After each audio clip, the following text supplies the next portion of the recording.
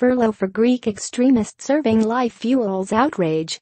A convicted gunman for an extreme left-wing group who once was Greece's most wanted terrorist was granted a 48-hour furlough from an Athens prison Thursday, fueling a political debate on prison sentencing and law and order.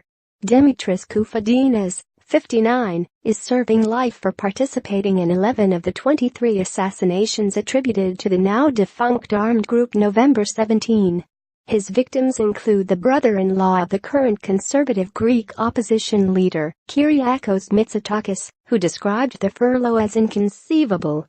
The November 17 group evaded police for nearly 30 years until one of its members was arrested after a botched bomb attack in 2002. The event triggered numerous arrests and Koufadinas' conviction the following year for the murders as well as for armed robberies and bomb attacks. The group's victims included military officials and diplomats from the United States, Britain and Turkey, as well as prominent Greek businessmen and politicians. Casually dressed and smiling, Koufadinas walked out of the high-security Korydallos prison in Athens Thursday and was hugged by a small group of friends and supporters. The United States condemned his two-day release and described Koufadinas as a convicted terrorist. U.S. State Department spokeswoman Heather Nauert said the U.S. Embassy in Athens had conveyed significant concerns about the furlough to the Greek government.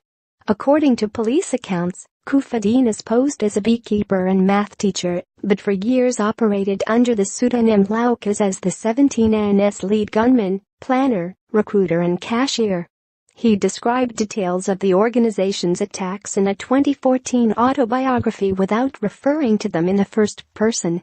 The conditions of Koufadinas' time outside prison were set under a law passed in 1989. The furlough nonetheless touched off a spat between Greece's left-wing government and the opposition New Democracy Party.